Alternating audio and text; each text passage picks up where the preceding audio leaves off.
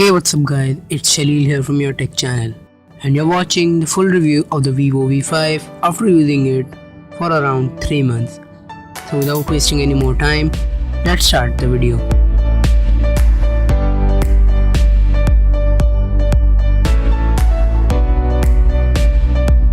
First, let's talk about the physical appearance of the device.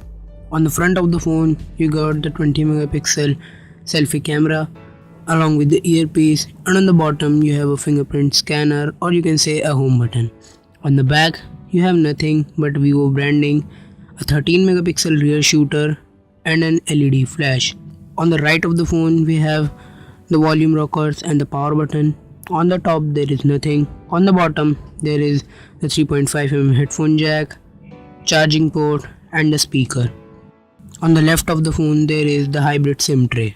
The phone comes with a MediaTek MT6750 octa-core processor clocked at 1.5 GHz coupled with a Mali T860 MP2 GPU, 4GB of LPDDR3 RAM, 32GB of internal storage which is expandable up to 128GB, a 13 megapixel rear camera with an LED flash and a 20 megapixel front camera, which in fact is the main selling point of this phone, which also comes with an LED flash that Vivo calls Moonlight Selfie Flash. All these specs are packed in a metal unibody which makes the phone very slippery. I really like the fact that it comes with a tempered glass pre-applied and a silicone case out of the box. With that 5.5-inch screen, the phone is really big in the hands. And the overall design too isn't that exciting. Talking about the home button, that also acts as a fingerprint scanner. That is really fast and accurate and doesn't seem to get slow over time. By the way, the home button isn't actually a physical button, but a capacitive one. First, let's take a look at the benchmarks. The benchmark score is very low considering its price of around 17,000 Indian rupees. Well, this score was expected because of the SoC. The SoC isn't that powerful and old too. On daily basis, you'll not face much problem and your experience will be smooth. But still, it isn't a good processor for the price. On paper, it might look good that it has 4GB of RAM, but the software keeps on killing the apps in the background. What's the point of having 4GB RAM when you cannot get the full potential of it? You have to tweak into settings to select which app to kill in the background and which app to not. Talking about the software, it comes with Android 6.0 Marshmallow. On top of it, it's Vivo's own FunTouch OS, which is very much iOS-like. I personally have mixed feeling about it, because it is fluent like many other Chinese skins, has a built-in app lock, have very good features like one-handed mode, split screen mode, but it doesn't have a drawer, keeps on killing apps in the background. While the animations are good, but I personally don't prefer. You have to every time enable the OTG from the setting. Well, yes, OTG is supported. When you take a look at the sensors of the phone, it has all the basic sensors but lacks gyroscope, which is essential for watching YouTube 360 content. That is disappointing.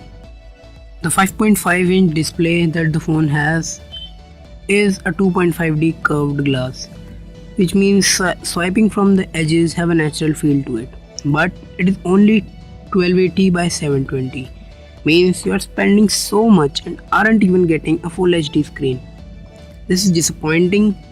Otherwise, the screen has a very good visibility in sunlight and the colors too are good. Now let's talk about gaming. I was not expecting this to be very good at gaming because of the SoC and the GPU, but this phone performs really well at gaming. I was surprised that all the titles that I throw on it played with ease, whether it's Leo's Fortune, Badlands or even GTA San Andreas on high setting. I haven't faced any frame drop or any frame lag. This device don't heat up too, even for gaming around 30 to 45 minutes.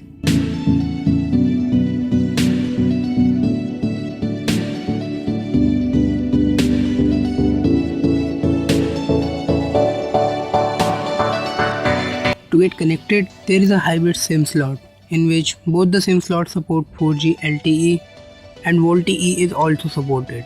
and a memory card up to 128 GB. Call quality and the reception by the phone is also good. I haven't faced much problem. Now let's talk about the cameras. First of all, the camera app is a lot like iOS and I don't personally like it. The rear camera is a 13 megapixel shooter which comes with an aperture of f2.2, which is just average and sometimes below average in artificially lit conditions, while it performs well in brightly lit conditions.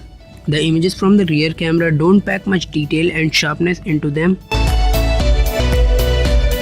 while the images at night got even worse. The shots taken at night tend to fill with grains. Even if you enable the HDR mode, the results are not that great. The rear camera can also record 1080p videos at 30 frames per second. This is a sample. While the front camera is a 20 megapixel shooter with an aperture of f2.2, but it isn't like the rear camera, and the images from the front camera are way more clear and sharper. These are some selfies. The camera performs exceptionally well in brightly lit conditions and don't struggle in artificial lights as well. While the selfies at night look a bit grainy, but that moonlight flash helps a lot in dark conditions. The front camera can also shoot 1080p videos at 30 frames per second. This is a sample. The phone also comes with hi-fi audio, which means if you have high quality headphones and a high quality audio file, you can enjoy high quality music. But for that also you have to get into the setting and enable which app should output hi-fi audio. While the headphones that came with in the box don't support hi-fi audio. The battery on this phone is a 3000 mAh one, which easily lasts for a day, and you can easily expect a 4 to 5 hours of screen on time. Now we have talked a lot about this phone, but should you buy this phone? No, specifically because of the price to performance ratio. You are not getting what you are paying. It doesn't mean that the phone is bad, but is priced a lot, as selfies are not the only priority. Well guys, that's wrap it up for this video. If you like what you saw, consider liking this video and subscribe to the channel because more and more reviews are on the way. Thank you so much for watching. It's been Shalil signing off. Have a good day.